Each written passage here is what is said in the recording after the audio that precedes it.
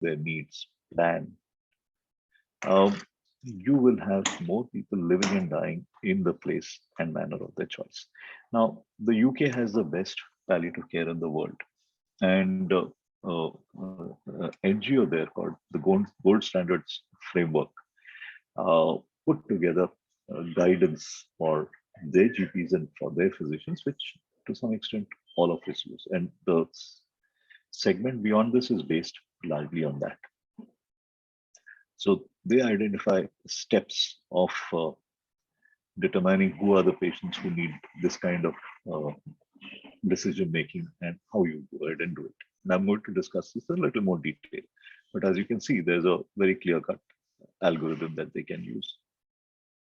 So if you have to recognize terminal illness, if you realize I had given you that table earlier, but we find this more useful to using these 4 triggers, which suggests that somebody is nearing the end of life.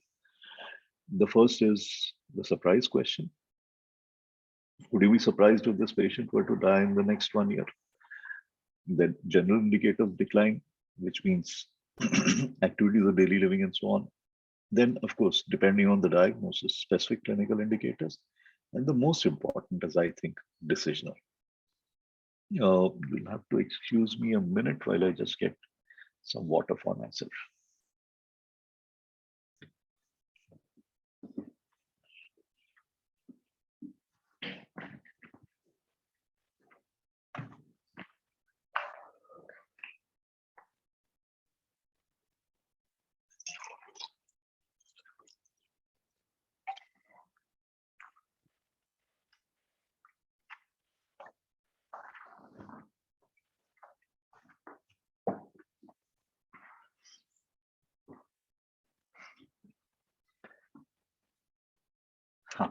Am I audible? Hello? Yes, sir.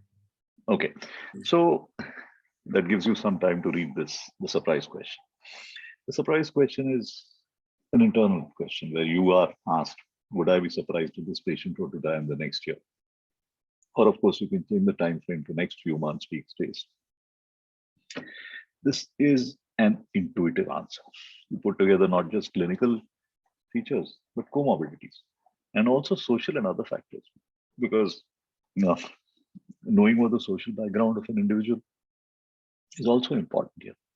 And the accuracy is about 70% for non-oncology and 80% for oncology. I'm fairly sure that I get a figure of about 70 to 75% for myself, partly also because I have been practicing predicting this. And I'd like you to think about whether you agree with these figures. Please put them up in the chat box, what you think about it, because I'm going to check comments. Right. The next are general indicators of decline. So as somebody is going downhill, you can actually pinpoint various situations that arise. First is, of course, decreasing activity. So somebody's performance status declines, they stay in bed more than 50% of the day, and somebody needs to help them for most activities of daily living, including bathing, going to the toilet, and so on. Now, this can be assessed systematically. And there are various scores that allow you to do this. So, for instance, the Karnofsky performance score. Obviously, somebody who's completely bedridden and comatose is down to 10%. Somebody who's mild symptoms and is completely independent is 90%. See, you can probably take this down. So anywhere where somebody is bedridden more than 50% of the time, they've crossed the line of between 50 and 40%. And you need to do this systematically. But there are other indicators also. Comorbidities. So somebody who has multiple diagnoses, congestive heart failure with chronic kidney disease, with diabetes mellitus, yeah, you know that the risks are higher. What if somebody has advanced disease and symptoms are beginning to get worse and worse? It could be, for me, somebody whose constipation repeatedly needs manual evacuation and Parkinson's. I know that these people have deteriorated. Or if you have uncontrolled diabetes or COPD requiring home oxygen, these also are situations where you know that this is somebody who's going down. And then you have more specific markers. Weight loss, yes, but also serum albumin when the body just doesn't manufacture enough protein. Then repeated or unplanned crisis admissions. Somebody comes into the hospital, gets into the ICU, comes out, and this happens 2-3 times. You know that next time they may not go home. But another thing to recognize, another situation to recognize is what we call a sentinel event. And the sentinel event may not be physical. It may be psychosocial, the loss of a spouse, somebody who in the 80s loses a spouse of 50, 60 years. There's a high chance of them passing away. If you look at disease-specific guidelines, they are clearest for cancer. So recurrence and/or metastasis after initial therapy with multimorbidities not amenable to further treatment. And if this patient is spending more than 50% of the time in bed or lying down, you're looking at a prognosis of about 3 months or less. For various organ failures, it's less predictable. Heart disease. So for instance, let's look at liver disease. Here, you've got all these various indications that somebody may be in their last year of life. But we all know that we have individual patients who seem to cross this comfortably. But you have to realize that these are patients who one more complication, one more admission, and they may not survive. So it is less easy to prognosticate, and yet broad prognosis must be done. Neurologic complex is obviously neurologic prognosis is obviously complex.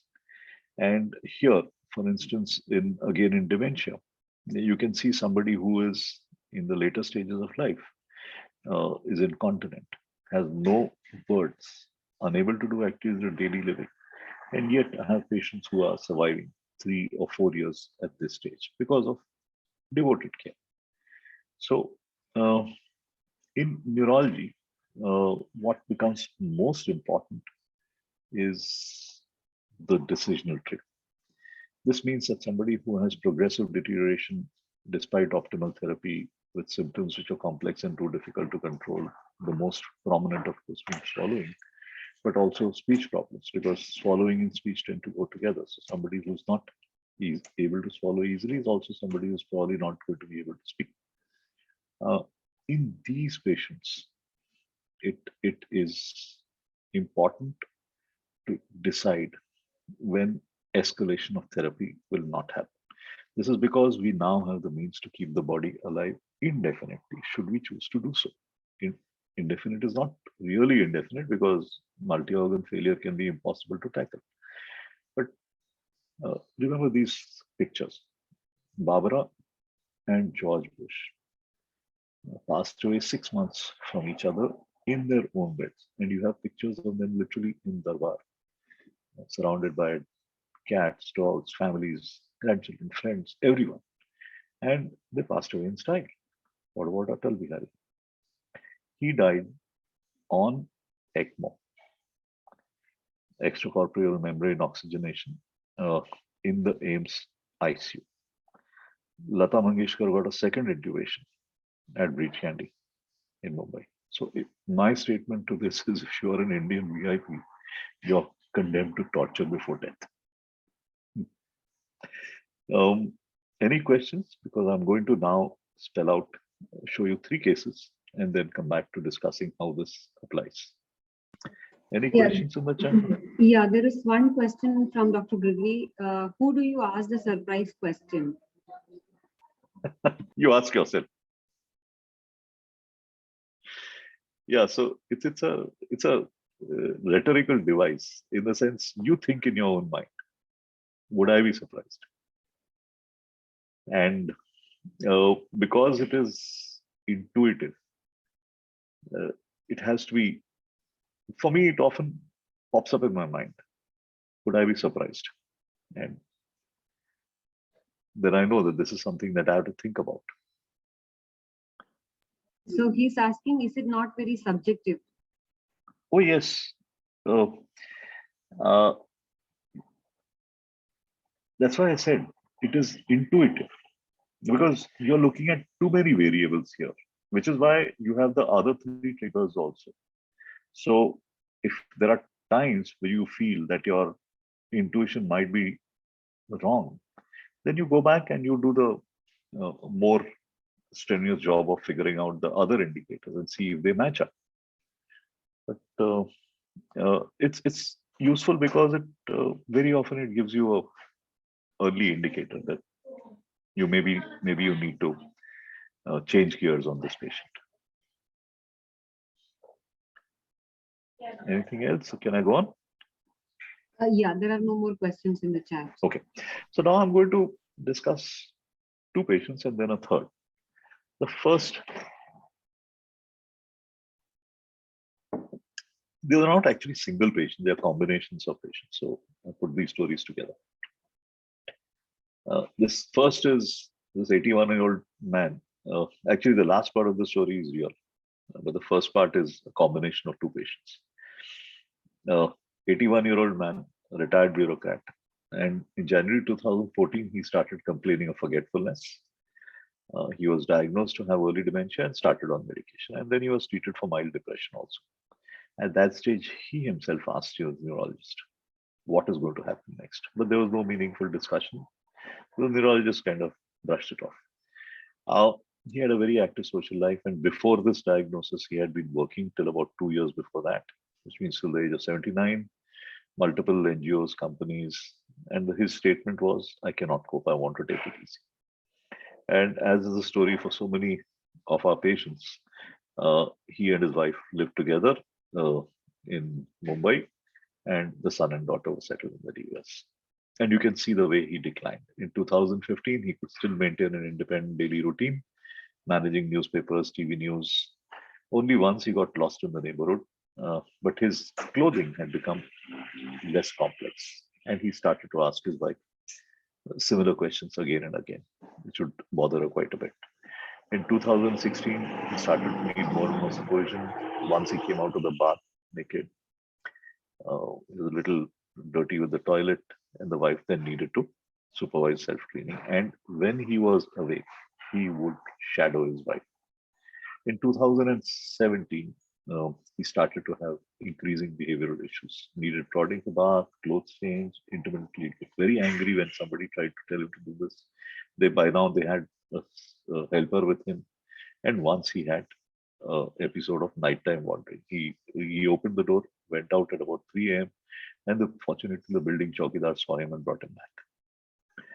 In January 2018, he developed an episode of UTI, which was found to be due to a hyperfunctioning detrusor. So he needed a suprapubic cystoscopy. But by this time, he needed complete supervision for activities of daily living, but he was mobile. His conversation was quite limited. He was barely speaking one or two sentences at a time. And now, when the wife asked the neurologist, what next? Well, he said, this is old age. Really. So, in end of this year, he had an episode of hyponatremia. And even though this was well managed and nothing seemed to turn up on the MRI, he was bedbound when he was discharged. Nearly mute, he would just say yes, no, and obviously now completely dependent. And just a month and a half later, he came back again. Recurrent seizures. And even though his seizures were well controlled with these two drugs, well, for some reason he got intubated. There were no fresh changes on the CT, and within he could quickly be weaned off the ventilator. But because, well, uh, I'm not sure how this decision was made, but he ended up getting a tracheostomy. After the tracheostomy, the family literally, by then the son and the daughter from the US landed up. And when the question of, which is where somewhere where I got involved, uh, the question of putting in a percutaneous endoscopic gastrostomy came in. There was prolonged discussion. And finally, he got that done and he was discharged for home care. After this, Uh, After this was 2019 beginning. By the end of the month, when he came home, he was effectively in the persistent respiratory state with severe dementia. And the US-based son said, couldn't we have involved palliative care early? So he was managed at home with his 82-year-old wife with hired caregivers, and the family physician and palliative care in a hospital were managing. Then he started to develop bad bed sores, which couldn't be treated. And in March, vomited, aspirated, and died. So there are lots of missed opportunities, as you can see. Uh, there was no information about the roadmap once the dementia was diagnosed. Uh, that perhaps we could not have predicted that it would take only 3 to 4 years, but at least there could have been some planning about whether he would, what level of care he would require. And we'll discuss this advanced care planning a little further. Uh, when the first admission for UTI happened, uh, prognostic information that his condition was now terminal should have been given. And by the second admission, at least, uh, the issue would have been of avoiding future hospitalizations. Maybe if palliative care had been in place, he might not even have needed admission for seizures. He certainly wouldn't have been intubated, and he would have been not been kept in the ICU for a long period of time. So instead of tracheostomy, we could have done, if at all, a palliative extubation. So these were the various points at which, um, well, the last stage of his illness could have been cut short by about 2 or 3 months. Contrast this to this other patient. Uh, this is a 76-year-old man, uh, retired but socially active, only daughter in the US. He develops intermittent constipation. Colonoscopy picks up moderately differentiated adenocarcinoma in the colon. And as always, uh, the GP is asked to make the referrals and to counsel the patient. Well, he got a left hemicolectomy and then was referred to an oncologist. And as he put it, and this often happens, the oncologist sitting in front of the patient and his daughter spoke only to the daughter. Uh, this is something that we find time and again, that when a patient has a serious diagnosis, doctors find it difficult to meet their eyes. And keep that in mind. Anyway, he got 6 months chemotherapy, which was well tolerated except for one episode of confusion. But what the oncologist didn't know, that just after the first chemotherapy, the US-based grandson decided that his Nana needed to be in touch with palliative care as well. And after that, he continued to follow up with the oncologist, except when he once went to his grandson's graduation in the US. Unfortunately, by the end of this year, it was obvious that the surgery and chemo had failed because a follow-up PET CT showed extensive metastasis. And the expected survival for this, as you would expect, is about 4 months. But he was offered palliative chemo with targeted therapy with a best case survival of 24 months. He said no. So he chose the palliative care option. The palliative care team did a home visit, and hospice care was set up at home to manage symptoms. And then see how the story went after that. So in April 2018, there was a prolonged discussion. This was about 2.5 to 3 months after this decision was made. Prolonged discussion with the palliative care team, together with his wife, daughter, grandson. The grandson had a new job, but he managed to get 2 months of leave. And because they knew the time frame of what was happening, he actually came back to Mumbai to take care of his Nana. He made sure that the documents were completed. The family discussed anticipatory grief. And by May 2018, including with the patient, by May 2018, well, he was completely on bed, and the daughter, who was just not able to get leave, then flew. And he literally waited until she reached, greeted her, and passed away. So you can see now the differences between the deaths of my fellow with dementia and the patient with cancer. With neurologic or non-oncologic death, the trajectory is erratic or prolonged, often have recurrent admissions. In fact, if you see the patient with Alzheimer's had a trajectory which combined both of these. The other problem in neurology, especially in dementia, is that very early on there's a loss of person. Either way, expensive and avoidable ICU care at the very end seems to be the rule, unless you make plans for it. Whereas with cancer death, the trajectory and prognosis are defined. Admissions can be avoided if there is enough transparency, and if with all of that, then patient and family retain control. And that gives everybody a strong sense of completion, that things have gone right.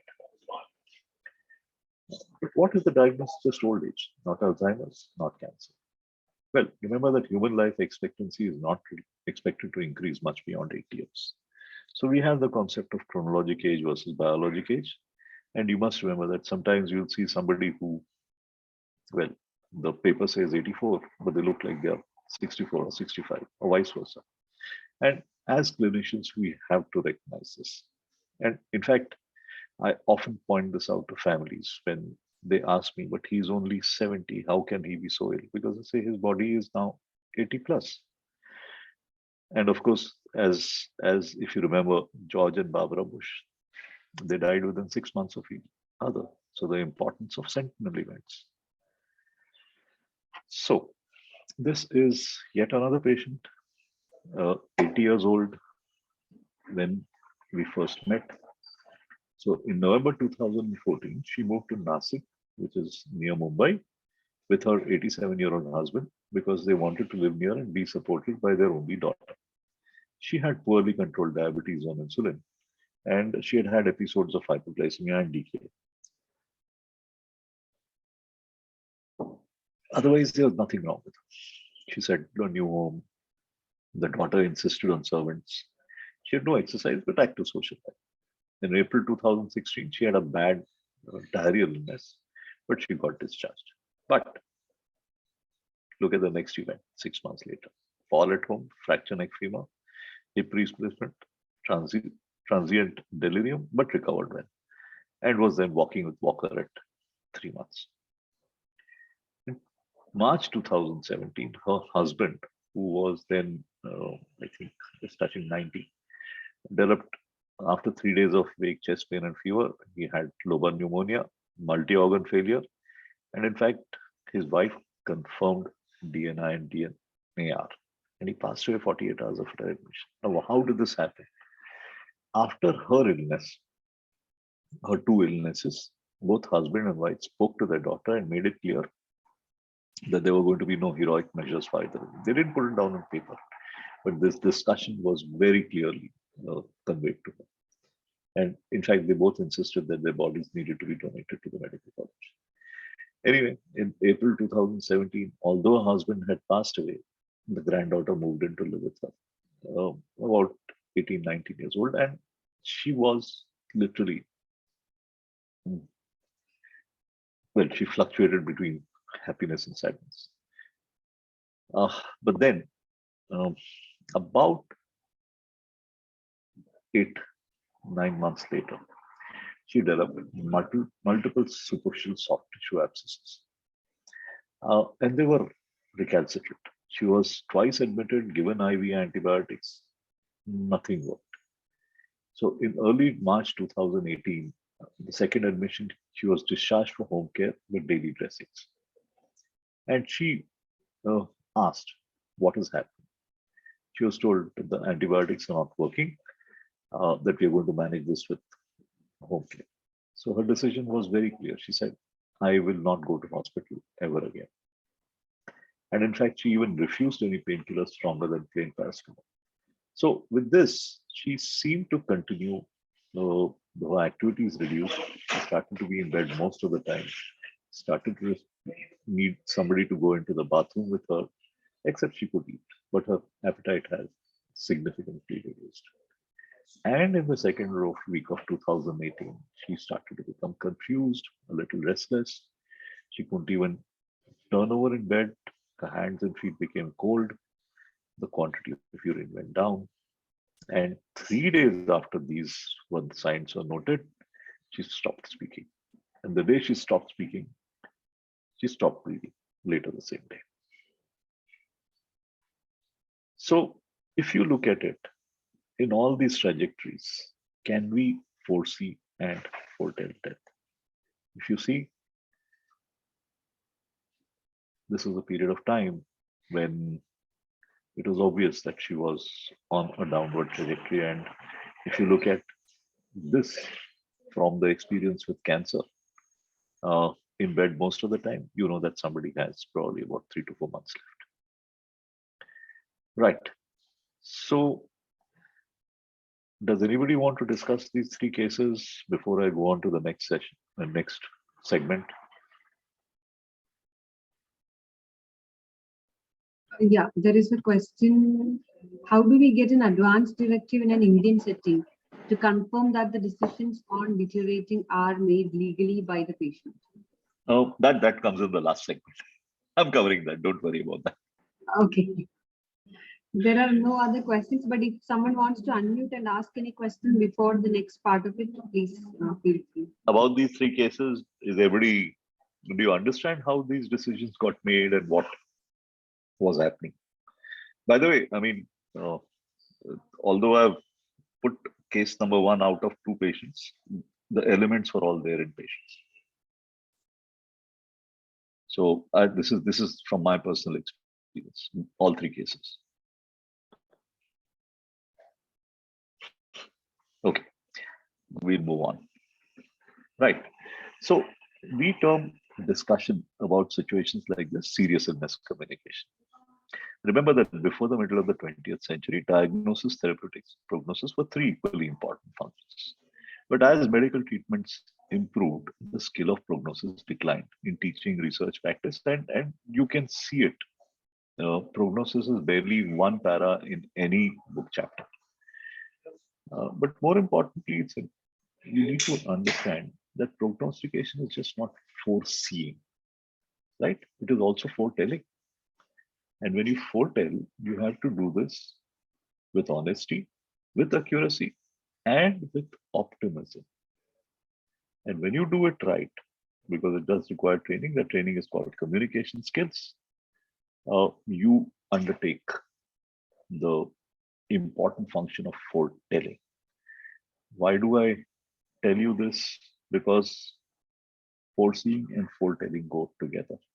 If you do not commit to foretelling, let me warn you, your foresight will atrophy. So you have to prognosticate and you have to communicate that prognosticate and you have to confirm your prognosis, learn from that, like we learn from diagnosis. Now, what do we communicate? Well, we communicate in 3 broad heads. The first is goals of care. So this is our responsibility.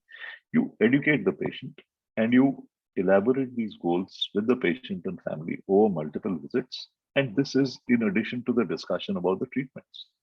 So they have to know about their disease, where it is going. Then when you take these goals of care and extend it to a system for documenting this information and making it actionable, that is advanced care planning. The document that comes out of this is the living will or the advanced medical directive. And it also includes choosing a proxy decision maker for the end of life.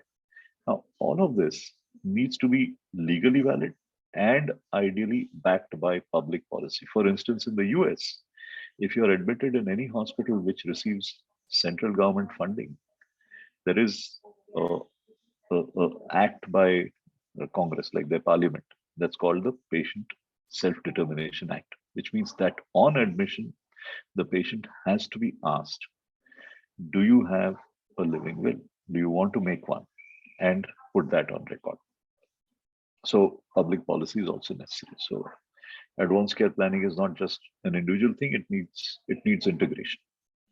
And finally, you end up with what is termed shared decision making, so that patients and family inputs in terms of values and preferences, together with our inputs in terms of prognosis and feasible choices, allow everybody to participate in making what are termed in the moment decisions as they are required, not decisions way in advance. Right? So when you set goals of care, it's important to find out how much they understand, how much they want to know, and you have to explain uncertainty. Probably the most crucial is place of care. Remember Mrs. UP? The first thing she said is, I'm not going to hospital again. So does the caregiver agree? And remember that these wishes and plans may change, but you do need to discuss them. So as I said, when you make specific end of life decisions, preferred place of care and of death is probably the first, because that really sets the tone for everything else. And then come the life-saving treatments that people would want. Cardiopulmonary resuscitation, invasive ventilation, dialysis, but also mode of feeding when the patient is unable to take oral feeds. Remember that even a rice tube is life-sustaining care. Parenteral medications, other than those required for symptom control, such as antibiotics, chemotherapy, IV fluids, those also come into life-sustaining care. Now, if you do it well, the benefits are that the patient's quality of life improves because they have a sense of control. And it reduces the burden, conflict, stress, and anxiety in surviving family members. As far as the system is concerned, it decreases unwanted medical interventions, hospitalizations at the end of life. Remember that in most systems, a good significant percentage of any person's spend on medical care occurs during the last year of life. For the patient, the challenges are the fear of death. They find it difficult to think or talk about these issues. And unless in some cultures where death is easily discussed, like amongst Buddhists, for clinicians, there's a lack of time and there's difficulty in discussing the process. Why then do we not do it? Well, families are not doctors. They don't see this timeline. We are supposed to see it. Clinicians also, as I said, do not see it or see it and ignore it. Or having seen it, don't know how to handle it. Because as I told you, if you do not know how to foretell, do this communication, your foresight will also atrophy.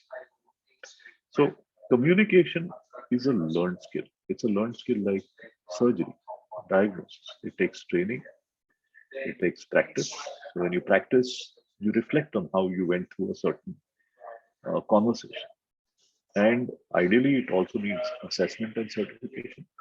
And then eventually, well, when somebody is well set, then you do not take these conversations lightly. For me, when I know that when I'm preparing for a major uh, discussion with a patient, say for instance with MND, I'm very sure about what I'm going to prepare, what I need to know before I go into the conversation.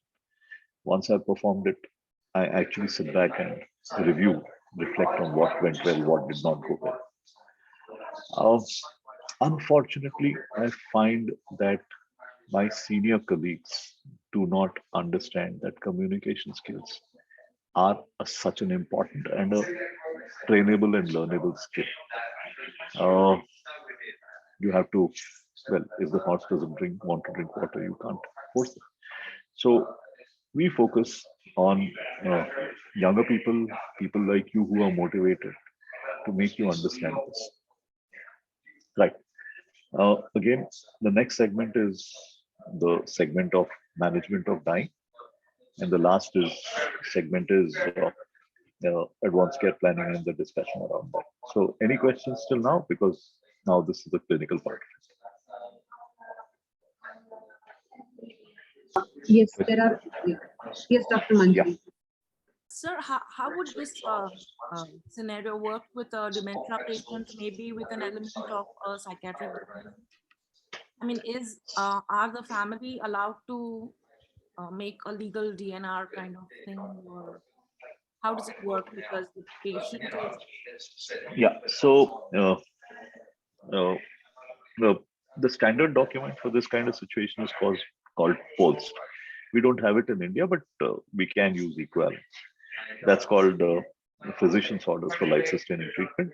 Our own DNAR form, the one that is published by the ICMR, works almost like that. So the DNAR form can be signed out by it. I mean, ideally it should be signed by the patient, but when the patient is incapable, then the acceptable surrogate together with the doctor can sign it out, and it can then be put on the records. And this part of it is, we are already up to that. The only problem for us is that there is still very little awareness that this mechanism is already in place in India. So this will have to be done with the lawyer's help and physician's help together? No. This is a clinical document. I'll show you the document and then you'll understand. Oh, thank you, sir. There is another question in the chat. Do two physicians have to certify or discuss the timelines? Right. So when you are implementing withholding, withdrawal towards the last, it's recommended that it be done jointly. It should not be a single person carrying it out. But when you are discussing prognosis, it's a clinical thing. So say for instance, in a very sure situation like cancer, I don't think you need to have a second opinion for this. This is extremely obvious unless the family wants it. In dementia, on the other hand, it is by its very nature, it is uncertain. So that uncertainty has to be communicated. Either way, the prognostic part of it can be done by a single physician. It is only when action has to be taken that we recommend that 2 or 3 physicians get involved. Does that answer your question? Dr. Smita, was it clarified? And about your previous question on advanced care planning, is there anything?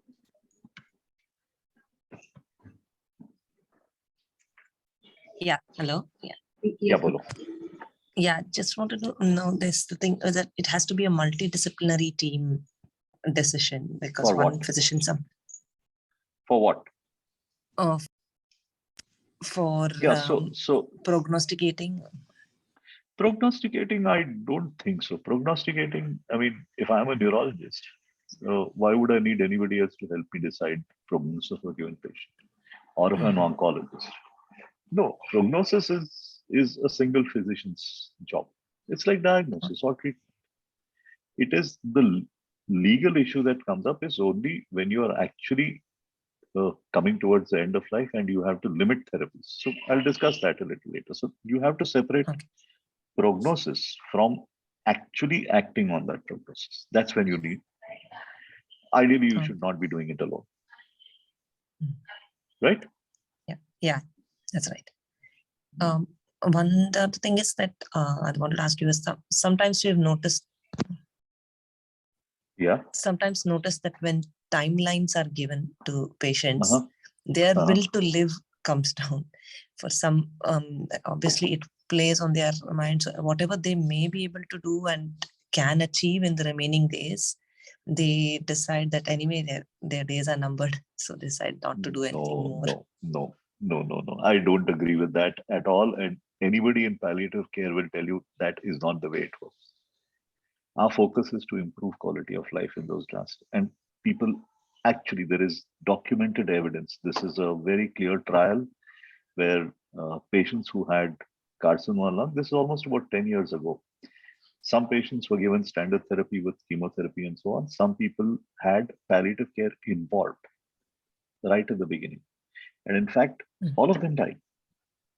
But actually, the people with palliative care survived longer. So it has to be done right. So it's communication, it's symptom control, it's everything all in one. And if you do it right, the quality of life of the patient improves. You will see it for yourself. Mm-hmm. Yeah, thank you. Okay, I sure. think. Right. So how do you know when somebody is actively dying? And the term active dying is important here. It means that the process is now. And the closer it gets to the end, obviously it becomes more and more irreversible. So these are the hours or days preceding death, during which time the patient's physiological functions wane. And you have to prepare the patient's family and caregivers.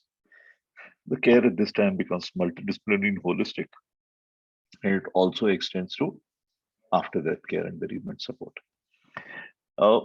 Months to weeks before death, the patient undergoes physical and psychosocial withdrawal. So ambulation decreases. Remember that 50% figure, 50% of time in bed or chair.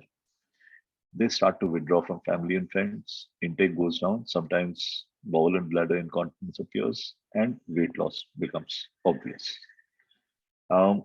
Weeks to days before death, the one symptom that comes up. So the first is psychosocial. The second is somewhat neurological. It is neurological, and during this, they start to get delirious. Vital signs also start to decrease. Oral intake decreases, urine output decreases, and they have a reduced ability to speak. And this can extend up to about 2 to 3 weeks. That's the maximum, usually, or up to days before death. And days to hours before death, rarely does this extend up to a week. Usually, it's about 2 to 3 days. They start consciousness starts to decrease. Breathing becomes irregular. They pool secretions in the back of the throat. So you have the death rattle. Peripheral circulatory sets in. You can see a yellow sallow appearance in the face. And for me, this is a sign that I try not to miss. And that is that the breathing pattern changes and the mandible starts to be used. So that is a sense of gasping. So when somebody, it's a mandibular movement that tells you that we are now nearing the end.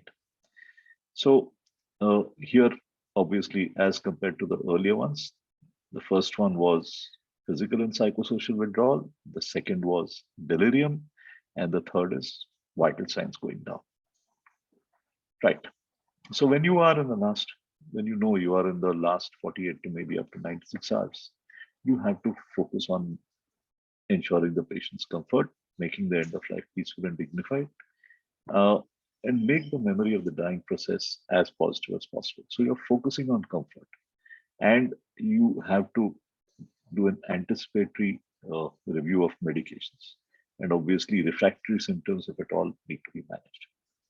So the first challenge is nutrition and hydration, because the family they see this happening and they think that if they feed them, they will get better.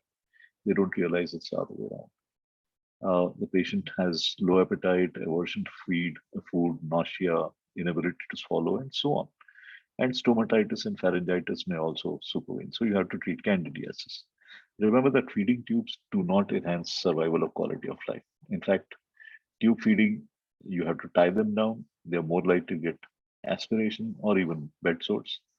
And that is why decisions regarding artificial hydration have to be made with the patient's best interest and quality of life in view. Ideally, you have to avoid overhydration.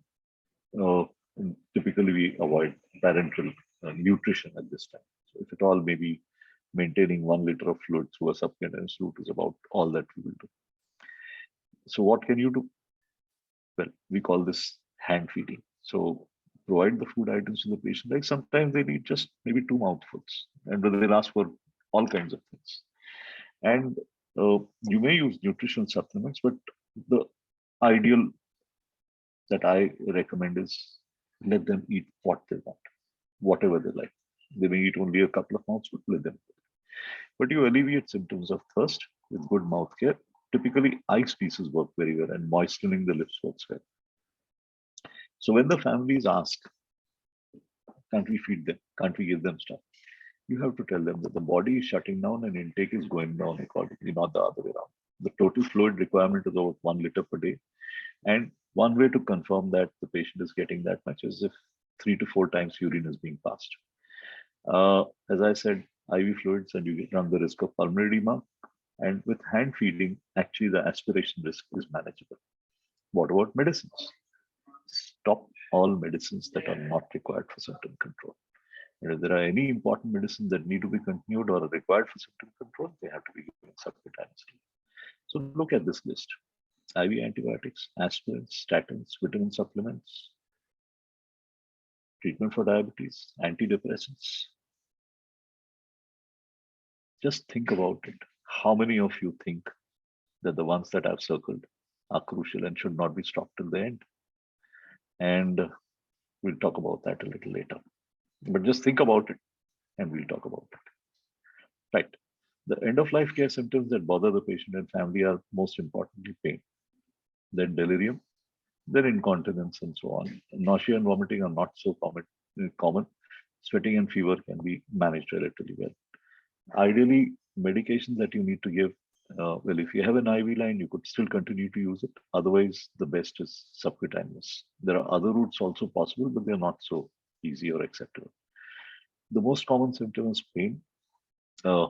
Presentation can be varied. If the patient cannot speak, for instance, dementia, then you have validated scales which allow you to assess pain non-verbally. And you have to anticipate and treat this effectively with opioids if necessary. And sometimes, if there is severe pain, you need to titrate fairly rapidly. What about agitation or delirium? Look for simple causes like urinary retention, constipation, and pain. Typically, people with pain have been treated with opioids, but not adequately treated, and they get delirious. And people then blame the opioids for causing the delirium, not recognizing that this is inadequately treated. There are medications like anticholinergics. If the patient is otherwise comfortable, put on glasses, increase natural light, get them out of bed, remove restraints, stop unnecessary noise, put familiar objects in the room, and protects the patient's sleep. Family have to be told to talk comfortably with the patient without shouting at them. If at all you need to treat, then haloperidol is the treatment of choice when you have exhausted the non-pharmacological means. Benzodiazepines are not recommended for various reasons. What about breathlessness? Remember that you have to correct the correctable. So if there is fluid accumulated in the pleural cavity, take it out. Then the other thing that works is air movement of the face. Use a fan on the face, and then you can reduce the perception of dyspnea with morphine or anxiolytics. In people who have intolerable refractory breathlessness, you do have the option of palliative sedation, and I'll discuss that a little later. Similarly, with nausea and vomiting, well, you reverse the reversible. Obvious constipation, hypokalemia, hypocalcemia. The first line drugs for nausea and vomiting are older drugs that we don't often use nowadays. Metoclopramide, ondansetron, you know about, but even haloperidol can be used. Adjuvant drugs like steroids can be used.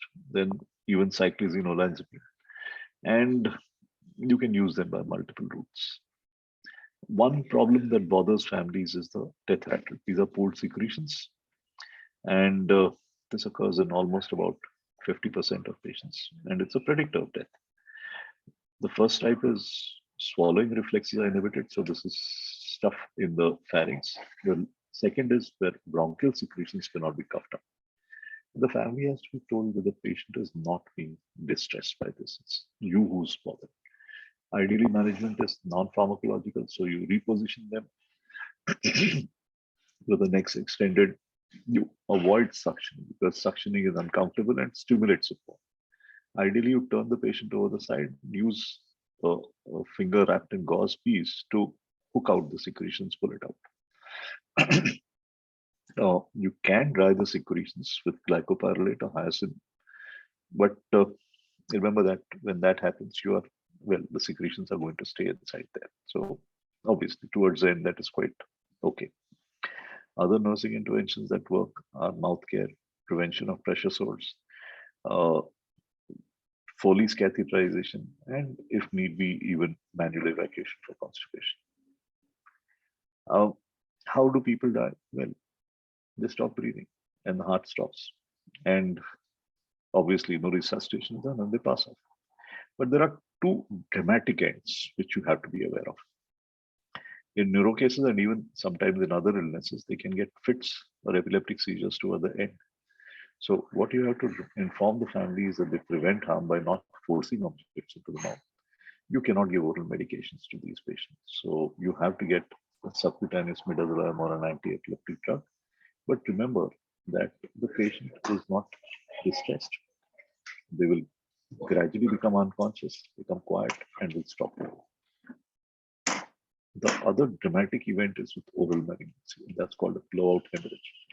As the cancer infiltrates the neck arteries, it can start to bleed. And this is something that has to be discussed in advance with caregivers. When it starts, you apply steady pressure with dark towels, preferably green so the blood is not seen, and then quickly sedate the patient. So when this begins, this is a palliative care emergency and anybody on the spot has to stay there until it is sorted out. What if somebody has refractory symptoms that you just cannot control, for instance, dyspnea? Then we use what is called palliative sedation. Now, in palliative sedation, the idea is to get the patient to a stage of light sleep and comfort. The process of dying continues, but of course, there's a problem that this sedation may also hasten death, and we call this the doctrine of double effect. Because we are focusing on giving sleep and comfort, the fact that it hastens death is an acceptable side effect. This is where it differs from euthanasia, because euthanasia, the intent is to relieve suffering by terminating life.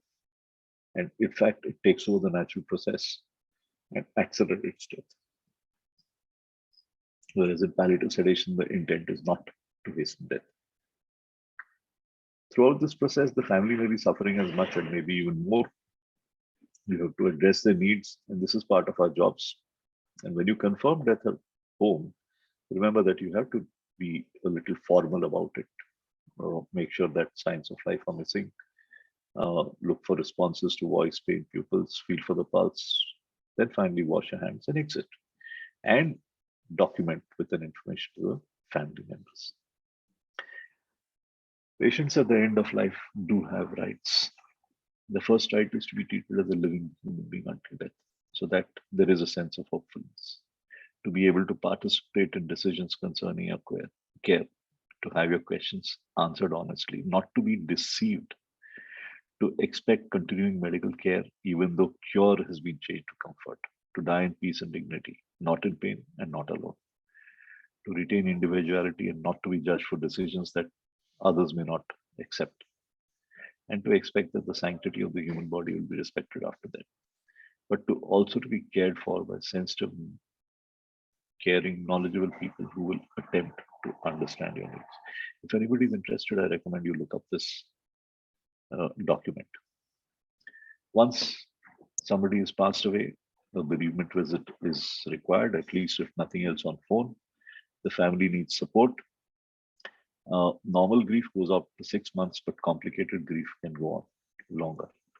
So ideally, as you're going through this process, the family needs anticipatory guidance. You have to explain what is happening, what is likely to happen. Listen and be available to answer questions. Assure that symptom control will continue. Counsel them about refractory symptoms. And as far as possible, fulfill the wishes of the patient. Remember that bereavement is the period during which mourning and grief occurs. Grief is natural distress. Mourning is the outward expression of that grief and distress. And even before they pass away, a person and a family with a serious illness will have had many losses. Loss of job, loss of intimacy, and so on. But everybody experiences grief uniquely based on factors such as culture and religion, the nature of loss. So sudden death is very different from unexpected death, and the relationship to the deceased. So the worst is when somebody who's young dies suddenly, and the person, the spouse or the somebody who's closest to them are the ones who are most severely hit. We look at 3 types of grief. Acute grief is an experience of intense separation and emotional pain. where there's an evolving adaptation to life without the disease, and this occurs over a period of several months. Typically, uh, uh, grief tends to come in waves. So at some time after the person has passed away, that the person who's grieving will be intensely sad, and then normal life begins. These waves, you have to explain to them that these waves are natural and that these waves will gradually decline. The period, we take a period of 6 to 12 months. Different people have defined it differently. And at the end of that time, that sadness becomes integrated into a bereaved person's daily life and outlook. So that this is natural. Complicated grief is grief that persists for an extended period of time. Now, as I said, the period is the diagnostic criteria vary, but 6 to 12 months is beyond 6 to 12 months is termed complicated grief. And this is where one would need to intervene with psychological support. Palliative care team needs to continue bereavement support for at least a year, identify caregivers who are at risk of complicated grief, see if you can refer to appropriate specialists, including grief counselors. We have a bereavement support group. You should, which is right now online, but I think you should look out for that and connect with helplines in the local community. So the key messages in this segment are: terminal illness can be identified. Focus has to shift to symptom control. The active dying phase must be recognized, and the family must be prepared. And family support begins before death and continues after it. Now, so far, I have covered. Now, what I have covered is essentially medical. Now, I'm moving on to the medical legal part. Take about another 10-15 minutes. And I think let's sort out questions related to this part before I go on. Questions?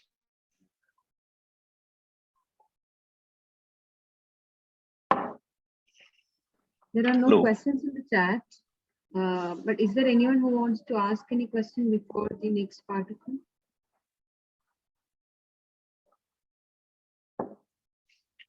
Yes, Dr. Nari, please go ahead. You are muted, we can't hear you. As I understand, we really need to have good communication skills to deal with patients and their family who are undergoing this process of death and dying. Ma'am, is it possible for us to have more classes on this? Because with Welcome. because I don't think I'll be able to do this in a good way with the current situation that we're in right now. If more classes can be done about how to communicate, that will be very helpful. So can I answer that, Sridevi? So yeah. So I'll you know what? There's a lot of teaching activity that is going on, but it's not, because the way palliative care is, it's a little amoeboid. I mean, you find out sources, you go to them, you work with them. You have to be aware of teaching activities that come up in your vicinity, or alternatively, then you have to take time out and travel to. But Trivandrum is very far to travel, I understand. But from where you are, I mean, if you are in the Northeast, but it's worth it. It really is worth it to see how this communication happens. All said and done, even if you are communicative otherwise, there are some basic principles of communicating in serious illness that you have to see in person. Okay. So, but I can assure you that the fact that you realize that you need to do it is, as far as I'm concerned, 50% of the battle is done. Thank you. Yeah. I think a visit to Trivandrum is up ahead in the near future for me then. Right. Okay, thank you. You are always welcome. And I just want to agree with Dr. Roop. It comes with practice. Like, first, yes, we need to see people doing it, but it has to come with practice. That's what I feel personally. Yes, Dr. Anish. Good evening, sir. Good evening, everyone. So I'm keeping my video off because of the network issue. No I problem. hope everyone can hear me. So after listening to this class, it has been, what you call enlightenment, intensive care for past 10 years. Since the starting of my Dr. Anish, your voice is broken. We can't hear you. Can you do one thing? Because I really have only 15 minutes left. Can you put this, whatever you're and saying in the chat, I've been and I will counseling discuss this? patients. So yeah, No, your voice We can't broke hear in you. between. Yeah, so just put it in the I chat will and just I'll, type it down in the chat. yeah, and I'll address it at the end. Promise. Okay, chalo, let's move on. Sridev, anybody else? No, no one else. We can go ahead. Okay. Now, just think about this. Why do we in the medical profession shy away from all of this? Unfortunately, what civil society, what people around us see is that these are perverse incentives. That because hospitals and medical systems are corporatized, we actually make money about prolonging people's misery. So somebody I know joked that uh, a corporate hospital is one where the poor cannot enter and the rich cannot leave. Right? What doctors feel is that there is a lack of legal clarity. There are no clear regulatory requirements. Nobody says thou shalt not, and on pain of. Because even if you look at the National Medical Council, the requirements for end of life care are very vague. And then there is a fear of criminal charges and litigation. Because there is this fear that if you do what is ethically right, but may not be covered legally, then uh, somebody could come and charge you with that. And I hope to make it clear to you that that is not so. But really speaking, what I believe is the most important thing is the difficulties in establishing prognosis and our complete lack of capacity, because we have no skills or training in palliative care, end of life care, or communication skills. And if you did have that, you would be so much more comfortable about dealing with these issues. So, somewhere from the 1950s onwards, as medical progress went on, people started to actually survive serious illness and death became medicalized. Together with that, human equality progressed. From the 1970s onwards, informed consent became a standard, patient autonomy and rights came out. Remember that the living wills first were discussed as a human rights issue. And the USA literally became the world's laboratory because each state, each individual state of the United States did its own thing. And simultaneously, palliative care was established from the UK. And basically the developed uh, countries all sorted these issues out. And the old mm, thinking that doctor knows best ended. Human equality became established in medicine. You know the four pillars of ethics: autonomy, beneficence, non-maleficence, justice. But we also have dignity and honesty. We also have empathy, compassion, fidelity, integrity. All of these have to be integrated. Now, when you try to integrate these, you actually come up with what is called the four-box model. And if anybody is interested, you can again look up this and read up these. Medical indications are combined. They take beneficence and non-beneficence together. Patient preference means respect for autonomy. If you're looking at quality of life, then you respect autonomy and also take into account beneficence and non-beneficence. But the contextual features that are important are those of justice. Uh, I was involved with the Aruna Shandal case, and I often think about the kind of care that she received. Well, at some level, she got that because she was one of the nurses. Would a normal patient get it? What is the legal framework that we have for all of this? Well, it begins with the Constitution of India, but then we also have what is termed as common law, where judges apply the principles of the constitutional law to a specific case and convert that into actionable principles. The only law that we have as of now is the Human Organ Transplantation Act. There are Supreme Court judgments, there are professional guidelines, and there are other acts that also concern us, including consumer protection, registration of births and deaths, IMC regulations, and so on. I have been involved with this topic since March 2011 when I was part of the panel that appeared before the Supreme Court in the Aruna Shanbhag case. And I got further involved when I realized that nothing much was happening.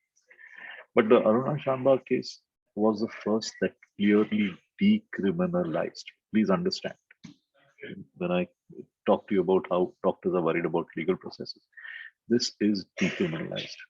This whole process has been termed as something that can only go to a civil court. Of course, in that case, they confirmed that Aruna Shanbhag was not brain dead.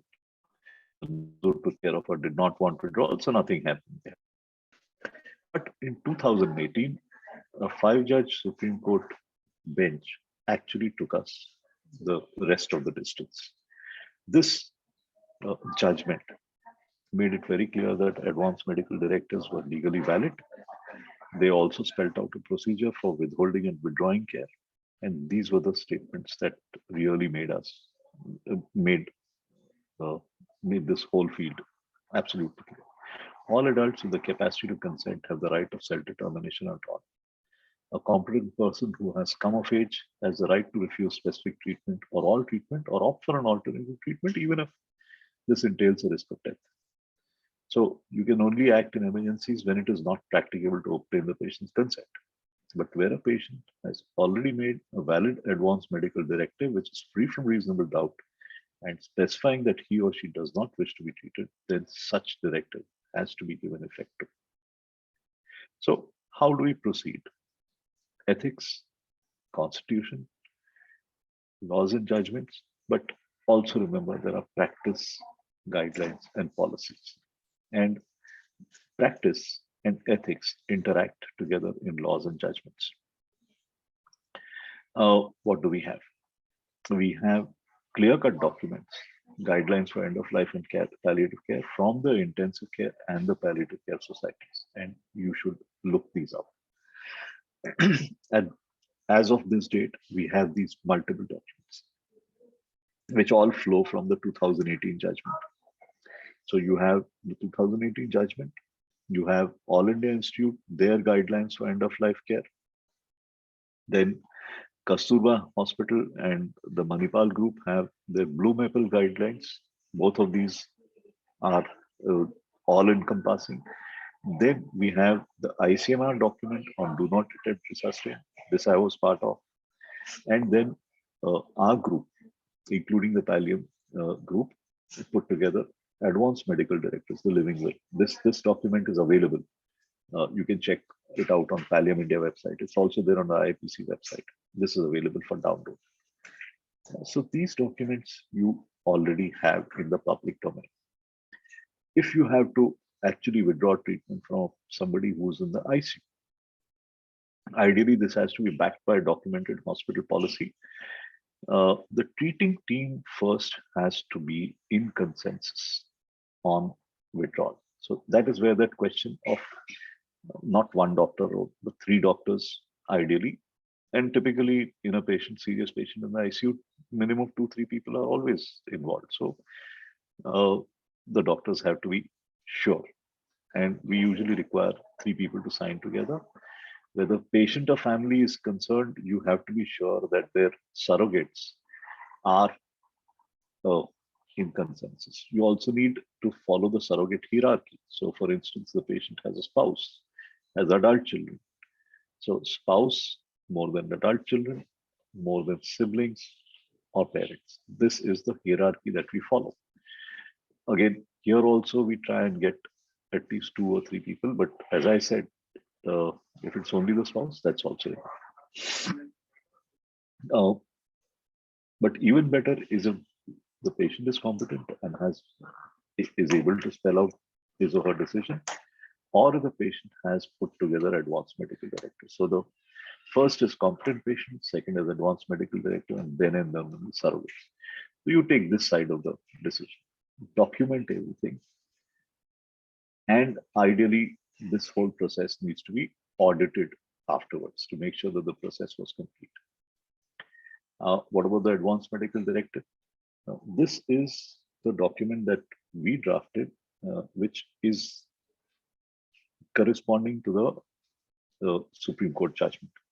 So it talks of an adult who can no longer take part in decision making at the time that the decision has to be taken, has reached one of these three situations: either stage of terminal illness with no expectation of regaining consciousness, or a disease state from which there is no reasonable expectation of recovery, or a persistent wasted treatment. A panel of 3 doctors confirm this, and then if any of these life-sustaining treatments have already been started, they should be removed, or if they have not been started, they are supposed to be withheld. And to make sure that this is carried out, these are the surrogate decision makers who will either just follow my orders or use their discretion to see where some things may need to be done immediately and decisions taken again. And this is usually 3 people. They don't function as a committee. Of course, they can talk to each other, but number 1 is first responsible. If number 1 is not available, then number 2, then number 3. And the living will is a document which can be revoked orally at any time. It has to be made in writing, it has to be signed, but revocation can be oral. As I said earlier, this document is available on multiple websites. You can take this. And as of now, it needs to be signed before a judicial magistrate first class. Now, that's not an easy thing to do, but we believe it's worth taking the trouble. But even if you can't, the fact that this whole document has been prepared, signed out by witnesses and the patient, even if it is not, even if this last step is not completed, provided there is no dispute, it is still a document that has force. So we strongly recommend that anybody who thinks they might need it should do it. So ideally, it needs conversations between the patient and family, identification of surrogates, making the advanced medical directive, signing it in front of 2 witnesses, and preferably attested by a judicial magistrate first class. But as I said, the fact that this last step cannot be carried out doesn't mean that these other steps should not be done. These at least can be done. And when I talk about this to patients, I tell them that they have to show it to every doctor that they consult, because they will find out if the doctor is willing to accept it and support it, will be able to tell you their hospital's policy, and more importantly, everybody will know your wishes. I'm going to stop at this point. My email is here. So is my mobile number. I'm open to WhatsApps. And if anybody runs into problems, you're welcome to connect with me to for me to try and help sort it out for you. Thank you. Thank you, Dr. Roop. Dr. Anish was trying to say. Yeah, I'll just look at that. Okay. So you can read the chat.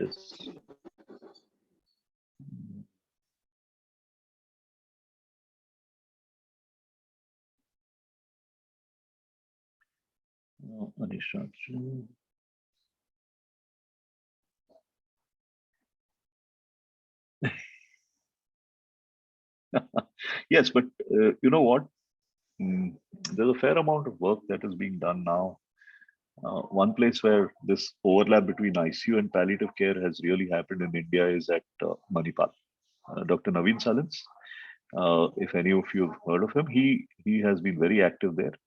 And Manipal, the Kasura Medical College, Manipal has an actual policy that if a patient is in the ICU for longer than 7 days, then a mandatory reference has to be made to the palliative care department. And it does work.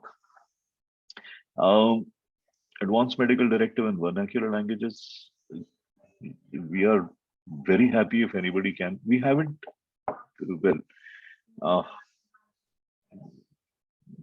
I think why don't you reach out to Pallium and help go through the process of translate, back translate, and put it up. This is something that we need to do. Thank you, Manjari. Video demonstration for such. Okay, so for communication skills, there are lots of. I won't say lots, but at least there are about 5-6 very good websites that take you through all of this. And Sridevi, we can put that up later, no? Sure. Yes. And you can go through those. So for instance, if you look at the sentences, the kind of things that people say and so on, you'll realize that when you get into these situations, once you've practiced, your own scripts evolve. I often use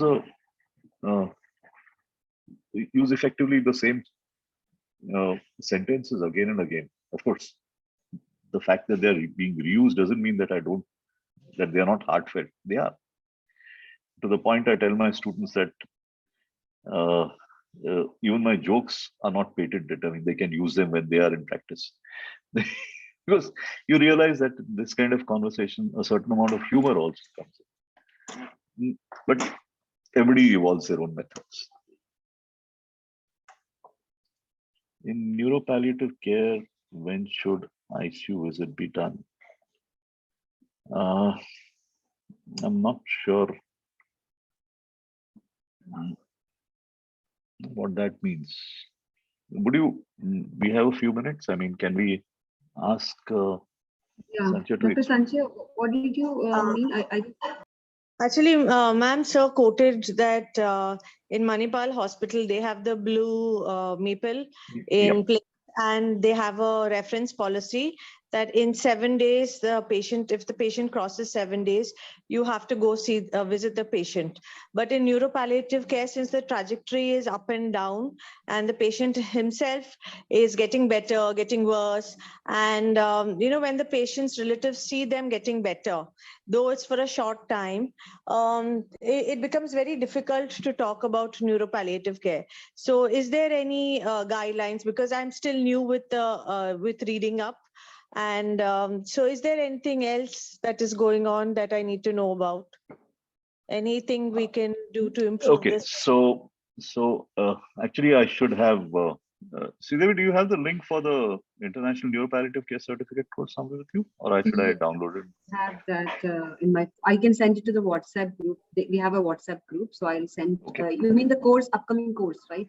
Yeah, the upcoming course. So anybody who's interested can check that out as well. Okay, so or you just can to send a personal link, not an issue. Yeah. Okay, you have my... So, yeah, just drop me a WhatsApp or whatever and I'll follow up on that. But to answer your question, see, in situations like neurology where prognosis is uncertain, that's why that question about decisional triggers becomes important.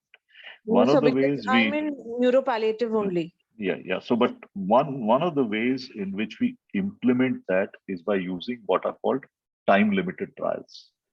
So, in neurology, you understand that a person could come into a situation where they just linger. So, you have a time-limited trial of 3 to 5 days. Okay. And if the patient turns around significantly, you set limits that the patient should come off the ventilator, be extubatable, and so on. And then, because, for instance, if somebody has a serious brain injury from which you know that their recovery is not going to be to any kind of a good quality of life, then most of us will hold off doing a tracheostomy for at least 2 weeks. It takes the family that much amount of time to process that poor prognosis. We then do offer them the option of extubating, we call that a palliative extubation without re-intubating and doing a tracheostomy, in which case we move to symptom control. That's something that takes a certain amount of discussion. The family is generally, the way we explain it to them is that extubating, which means converting from an endotracheal tube to either no tube or to a tracheostomy, is mandatory. That has to be done. But whether to put in a tracheostomy is a discretionary decision. So if the family or if the patient had already said it, would not want to put in a tracheostomy, many families understand that removing the endotracheal tube is a medical necessity, but putting the tracheostomy is a specific decision. And then we get to the point where patients actually get extubated. So it's not that we have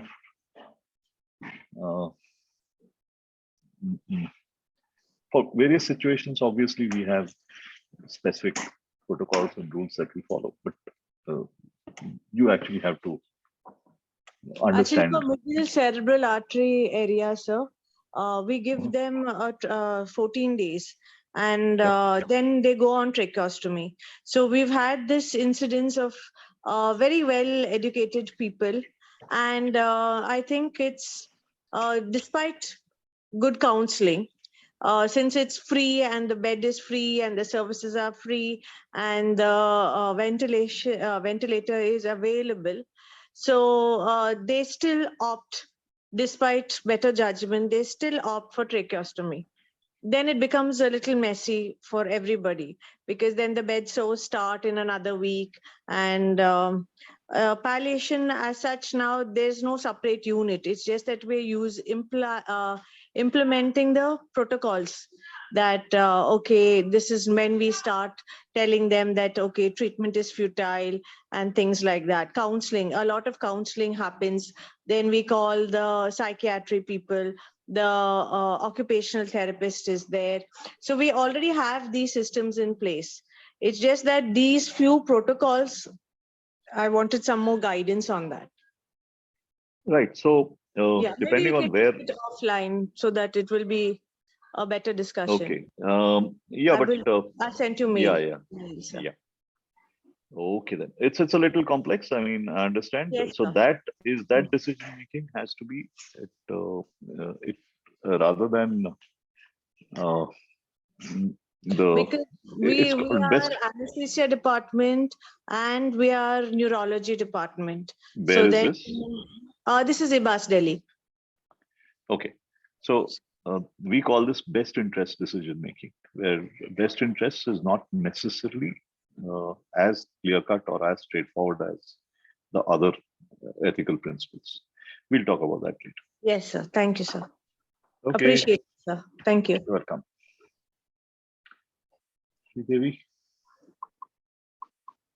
Yeah, there are no more questions in the chat. Maybe we can wind up today's session. We had good discussion and we touched upon aspects, and now the light has come so everyone can see Dr. Roop. I've actually turned around. Thank you so much for so especially for today's session, because you are in the middle of so many things we understood. Thank you so much for. Thank you very much. Appreciate it. Thank you so much. Bye. Thank you, Dr. Roop, for joining us. And as usual, even though the topic is end of life care, your sessions has always been the starting, the beginning of a new enlightenment, as Dr. Anish Raj pointed out. Oh my God. Thank you for embarking us on that journey. I believe everyone would agree to that. And thank you for joining us. We do know that you are on vacation. Happy holidays, sir. Take good care of yourself. Bye. And thank you everyone for joining in. We do have another 2 more sessions coming up with eminent faculties joining in. So till then, this is Sripriya along with Dr. Roop Gursahani and Dr. Sridevi Warrior signing off for the day. See you in the next session. Till then, take care. Bye-bye.